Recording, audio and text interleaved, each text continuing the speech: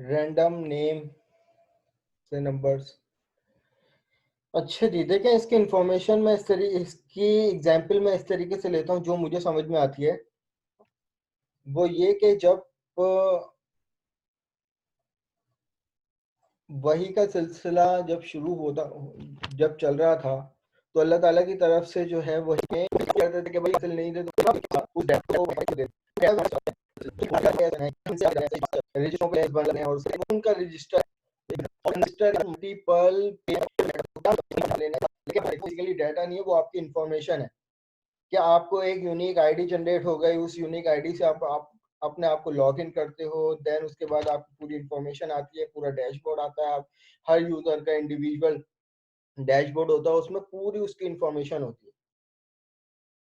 That is the difference between the data information. तो वो data जो आप लेके आए थे कीट में एडमिशन लेने के लिए, तो वो बेसिकली उस पे प्रोसेसिंग हुई, वेरिफिकेशन हुई, प्रोसेस हुआ और एलएमएस पे जब इंटर किया गया तो आपकी वो इंफॉर्मेशन बन गई।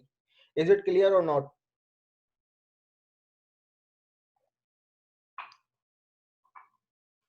Yes sir, clear.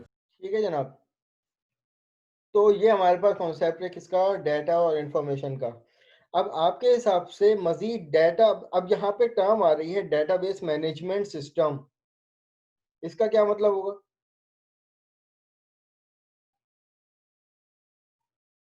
उसको मैनेज करने, डेटा को मैनेज करने के लिए जो सिस्टम यूज होता है। कोई एग्जांपल दे सकते हैं? एसक्यूएल सर्वर, जो डेटा आ रहा है उसको उसके ये तो हिसाब, टूल है, जिस हिसाब एसक्यूएल एलएमएस सर्वर तो टूल है। सर का जो टूल के जरिए, बीच में जो टूल आ रहा है उसके उससे कनेक्ट होके जो डेटा वो उसको क्या। जी, तो साथ साथ कह रहे हैं कि भाई to organize data of an organization. रमी कह रहे हैं उमर खान इन्वेंटरी है और उनमें भी सब इन्वेंटरी को मैनेज किस तरीके से किया जाए कि भाई हर इन्वेंटरी की कैटेगरी आईडी दी जाए,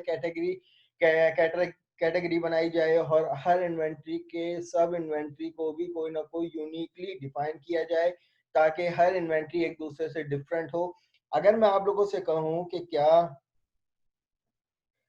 आप सारे हो तो स्टूडेंट, सही हो सकता है कि भाई रमीज के नाम से दो तीन स्टूडेंट बैठे हुए हों, तो भाई मैं किस तरीके से, अगर मैं सिर्फ रमीज को कॉल करता हूँ तो जाहिर सी बात है वो तीनों मुतवज्जो होंगे, ऐसा होगा या नहीं?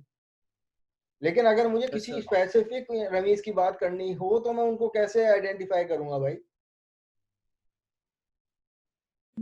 उनकी आईडीज है। उनकी एक यूनिक आईडी से। तो अब ये क्या है, ये मैनेजमेंट है, ये आपके डाटा की रमीज में 50 तो रमीज बैठे हुए हों, अब 85 को यूनिवर्सिटी ने कैसे कैटेगराइज किया है यूनिकली कि भाई अगर मुझे स्पेसिफिक इसी रमीज से बात करनी है तो भाई मैं क्या करूंगा, उसकी एक यूनिक आईडी जो कि उसकी एक प्राइमरी की है, मैं उसको उठाकर उसको कॉल कर लूंगा, तो वो किसका डाटा आ जाएगा मेरे पास, किसी भी स्पेसिफिक रमीज का डाटा आ जाएगा। तो अगर मुझे आपका डाटा एक्सेस करना हो यूनिकली तो मैं आपकी वो वैल्यू यूज करूंगा जो सबसे यूनिक होगी। अगर यूनिवर्सिटी से हटकर हम लोग बात करते हैं तो हमारी यूनिक वैल्यू कौन कौन सी होती है? हमारा पूरा नाम। नहीं, सेम हो सकता है। इवन आपका नाम, आपके फादर का नाम भी किसी और से सेम हो सकता है, पॉसिबिलिटी है। निकनेम। नहीं, निकनेम। नहीं बिल्कुल भी नहीं।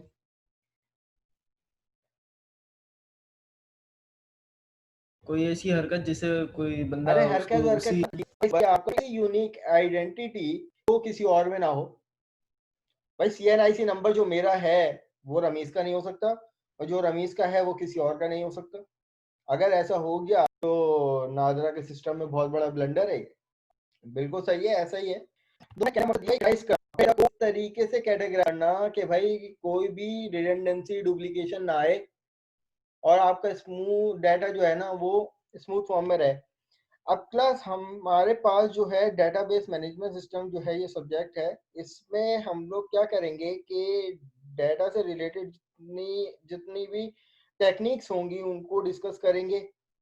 अब फॉर एग्जांपल कहानी कैसे होगा, आप लोग हर वीक में एक उस नंबर ऑफ लैब का मैंने लैब नंबर 1 है ना हमारी, तो लैब नंबर 1 का आप लोगों को मैनुअल दिया जाएगा।